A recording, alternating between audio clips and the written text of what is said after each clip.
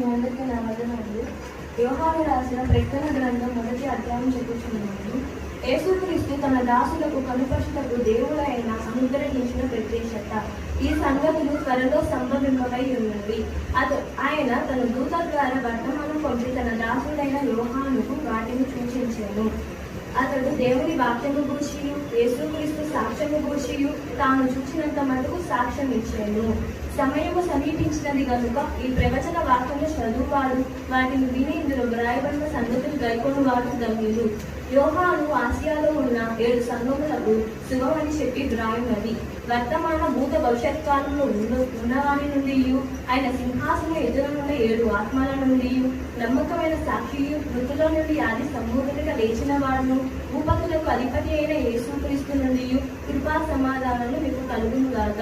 మనము ప్రేమించుచు తన రక్తము వలన మన పాపముల నుండి మనల్ని విడిపించిన వానికి మహిమయు ప్రభావము యుగయుగము కలుగునుగాక.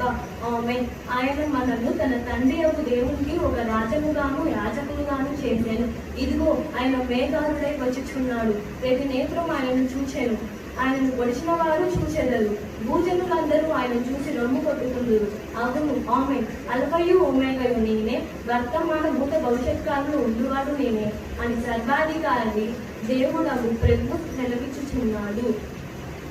మీ సహోదరులు యేసును బట్టి కలుగు శ్రమల్లోను రాజ్యములోను సహనంలోను పాలివాడైనను యోహాను అను నేను దేవుని గూర్చి నిమిత్తం, దేవుని వాక్యము నిమిత్తము, యేసును గూర్చి సాక్ష్యము నిమిత్తము పద్మాసు ద్వీపమున పరావాసినైతిని. ప్రభువు దినమునందు ఆత్మ వశుడై ఉండగా నీ భూరధ్వని వంటి గొప్ప స్వరము నీవు చూచుచున్నది పుస్తకంలో వ్రాసి Ephesus, Smyrna, Pergamum, Thyatira, Sardis, Philadelphia, Laodicea అను 7 సంఘములకు పంపమని చెప్పుట నా వెనుక వింటిని. ఇది వినగా నాతో మాట్లాడుతున్న స్వరం ఏమిటో అని చూడతిరిగి తిరుగగా ఆ 7 సువర్ణ దీపస్తంభములను, ఆ దీపస్తంభముల మధ్యలో మనుష్య కుమారుని పోలిక యుగని చూచితిని.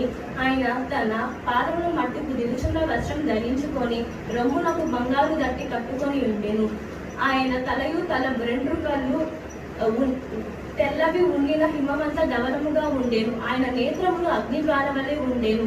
ఆయన పాదములు కొలిమిల పుటము వేయబడిన మెరుచున్న అపరంజితో సమానమై ఉండేను. ఆయన కంఠస్వరము విస్తార జల ప్రవాహుల ధ్వని వలె ఉండేను. ఆయన తన కుడి చేత 7 నక్షత్రములు పట్టుకొని ఉండేను. ఆయన